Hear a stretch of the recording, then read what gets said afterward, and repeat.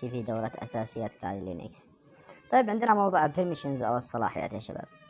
لاحظ عندي بالشكل التالي، أنا الآن في المسار الديسكتوب، مجرد أن أقوم بعمل ليست عرض الصلاحيات، لاحظ هذه البرميشنز أو هذه الرموز تدل على صلاحيات المسار أو الملفات. لاحظ معي بالشكل التالي، مثلا عندي المسار أو الدايركتوري يمن، في البداية دي يشير إلى حرف دايركتوري، وهذا الملف الذي يدعى yemen.zip يشير أيضا إلى وجود ايش؟ ماينس بهذا الشكل. لذلك الآن في الصلاحيات لدينا يا شباب بالشكل التالي، لاحظ معي إلى الصورة هذه، عندي الصورة التالية بهذا الشكل. هذه الصورة الماينس تشير إلى وجود ملف، إلى أن التصاريح أو أن التصريح إلى أن هذا التصريح خاص بملف، والدي يشير إلى مسار، والآي يشير أيضا لوجود ماذا؟ لينك أو ارتباط خاص، أو ال يشير إلى وجود ايش؟ ارتباط خاص بها أو تصريح خاص بالاختصار. طيب أنا عندي الآن RWX، R تعني read، والW write، والX معناتها execute permissions. execute معناتها تنفيذ وعرض أيضا لهذا الملف، والwrite كتابة، والread أيضا تعتبر ماذا؟ قراءة. في هذا الحالة مثلا R minus ومعناتها read write and execute permissions for members of the groups owning the file، أي أن هذه الصلاحيات تقيم على أو تم إقامتها على مستوى الجروب أو على مستوى الفايل بهذا الشكل. طيب تعال نشوف مثلا بهذه الطريقة.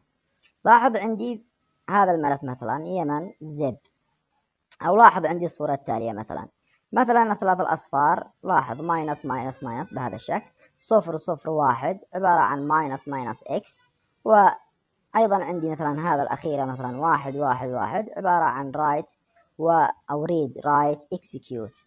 في كل قائمة أو كل رمز من الرموز يقابلها أيضا نوع من أنواع التصاريح الحاصلة بداخل الملفات. فمثلا عندي اليمن بهذا الشكل، بالإمكان مثلا ch mode، هذا الأمر change mode والذي يعني change تصريح change mode، ومثلا 777 المجلد الذي يعني يمن بهذه الطريقة. طيب ls بهذا الشكل. لاحظ معي سابقا كيف أن قمنا بتغيير هذا يمن الذي كان مسبقا بهذا التصريح، أصبح الآن التصريح عبارة عن ماذا؟ full permissions، أي بالإمكان تعديل وقراءة وتنفيذ على هذا المسار أو هذا الملف. فالأوكتال بهذا الشكل سوف يكون عبارة عن 777، أي read write وexecute.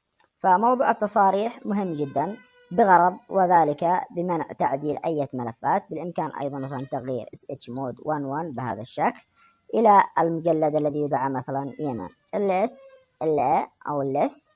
لاحظ معي كيف تم تغيير التصريح الخاص بالمسار يمن بهذا الشكل.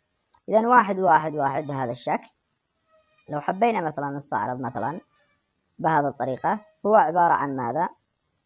عبارة عن read ورايت وexecute بهذا الشكل. طيب لو غيرنا مثلا بهذه الطريقة، لاحظ أنا عندي الآن 1 بهذا الشكل. لو سويت ch mode أو change mode 77 على المسار الذي يدعى يمن بهذه الطريقة، سويت ls بهذا الشكل، لاحظ أيضا تم تغيير المسار. هذا ينطبق أيضا على مستوى أيضا المسارات والملفات الموجودة بداخل سيستم كالي لينكس، أيضا حتى على مستوى اليمن. هذا الآن تلاحظ بهذا الشكل بالإمكان إعطاء التصريح بشكل كامل على مجلد يدعى yemen.zip بهذا الشكل. سوي استعراض الملف مرة أخرى، لاحظ تم تغيير، لاحظ كان باللون الأحمر الآن أصبح بهذا الشكل. فلذلك البيرميشنز يعمل على التحكم بالملفات أو بالبرميشنز الخاص بالملفات. السلام عليكم ورحمة الله وبركاته.